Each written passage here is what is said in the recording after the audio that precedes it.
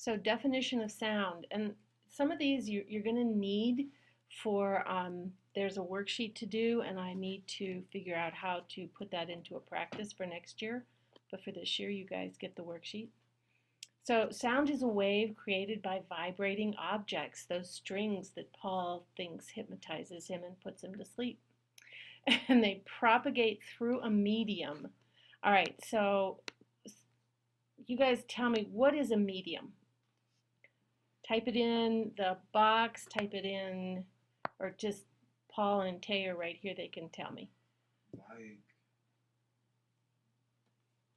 when you have like a guitar, You said like medium. the actual guitar, like not the strings, like Okay, so part of it. sound is a wave, right? If you were to see it, I mean, you can hear it, but if you were to see it, you would see this little squiggly thing going by. And it's by creating vibrating objects, and it's propagated through a medium. So what is a medium? Like something that makes the noise. Probably like I don't know. I'm sorry. when you move the string with the wave, the sound that goes through it. Okay, you guys are kind of getting there, but then you're not. I don't know. You're going from one location to another. If you were out in space, could you hear me? No, Why? because space Because space is a vacuum. is a vacuum. Is there a medium in space? No, because it's a vacuum, right?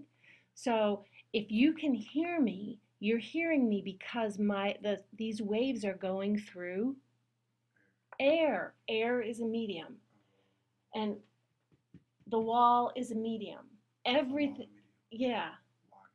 The wall. Why is this a medium? Yeah. It's just something that the sound can propagate. It can go through this. Okay? Does that make sense? So like a megaphone. Yeah. Microphone. Well, a megaphone just amplifies the sound, but the medium is going to be the air. Okay?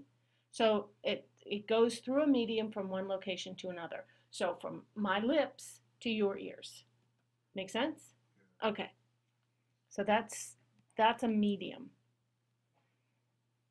All right, if a tree falls in the forest and no one's there to hear it, does it make a sound? Yes. Why? It does, yes. Because Because it fell. it fell. Because why? There's I mean, air, there's a medium. Exactly. Sound is a physical disturbance. So, based on our definition, there is a sound in the forest, whether there's anybody there to hear it. Okay. Air is the medium. So, this is what sound waves, what types of waves are sound waves. This is with a tuning fork. This is what a sound wave would look like. Different size tuning forks gives you different sound waves, right? Different pitches. So a sound wave is a longitudinal wave. And these are important parts that you're going to have to know. This is the amplitude from that line of undisturbance or disturbance up through the top. This is the amplitude. This is the period from one part all the way to another part. Does that make sense? Where it starts and where it ends. This is a longitudinal wave, and when you think about a longitudinal wave, you think about a slinky.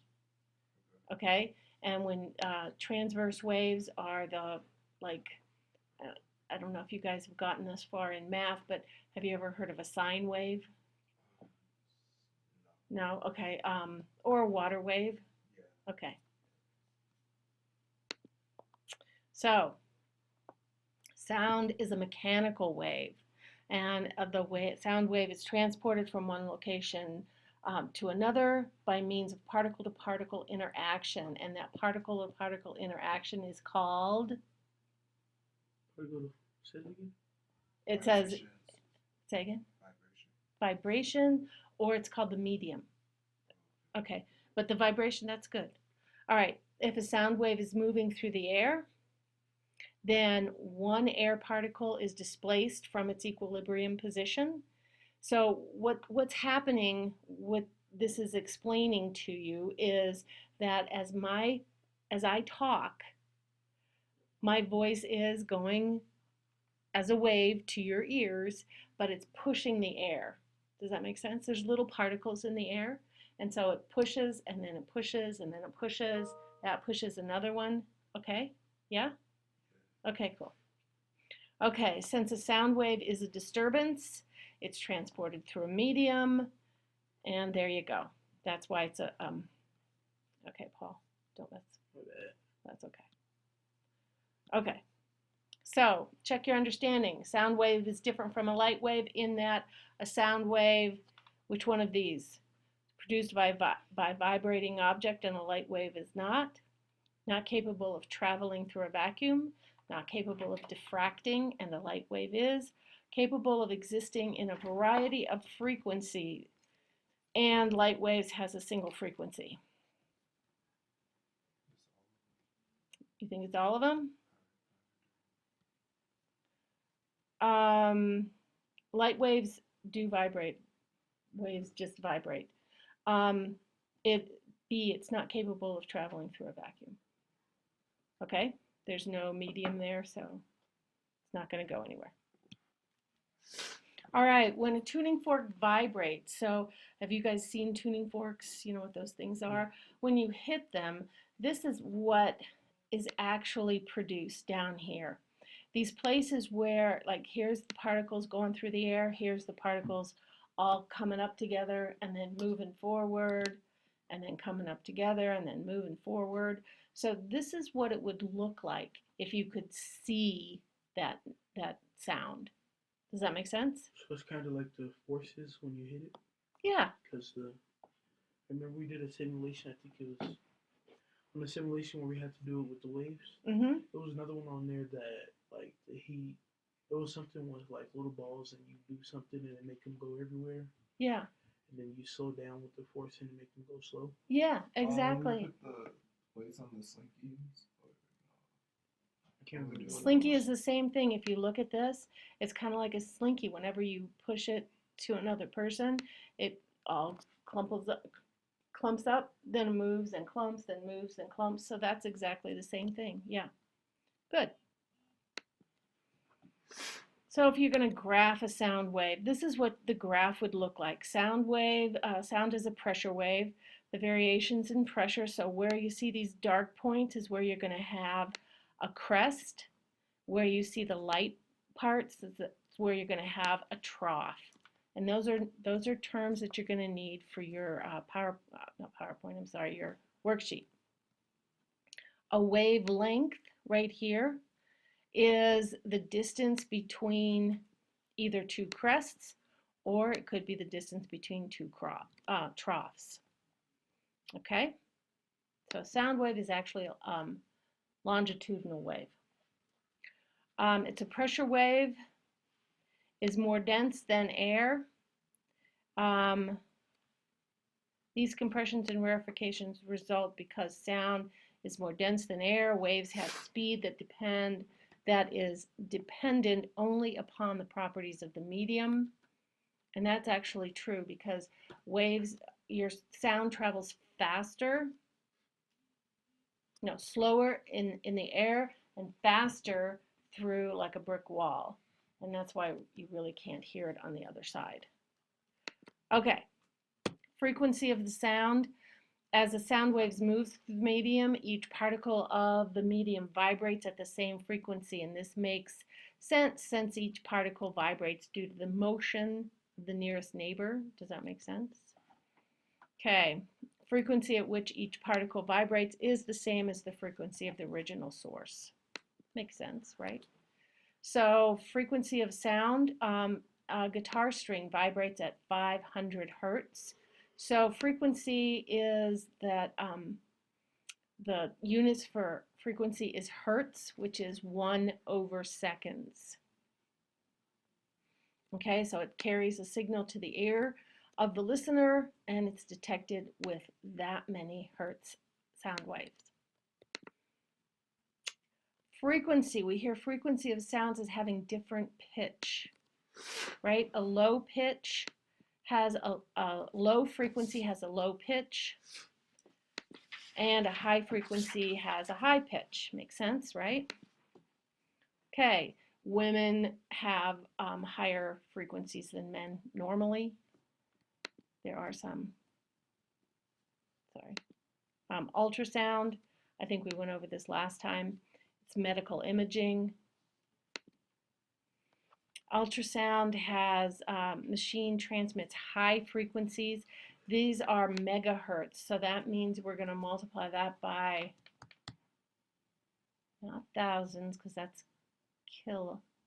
I think it's hundreds of thousands, megahertz. The sound waves get reflected back to the probe, and then that's how you see the picture. Does that make sense? And they use ultrasound not just to see babies. They use ultrasound for all kinds of things. Dogs can detect frequencies as low as 50 hertz and as high as 45,000 hertz. And cats go from 45 up to 85,000. So cats have better hearing than dogs. Certain sound waves, when played and heard simultaneously, will produce particularly pleasant sensations. And that's when you think about your chords and that kind of stuff, when you're listening to guitars. Chords also, when you think about piano. I don't know if you guys play any instruments or not, but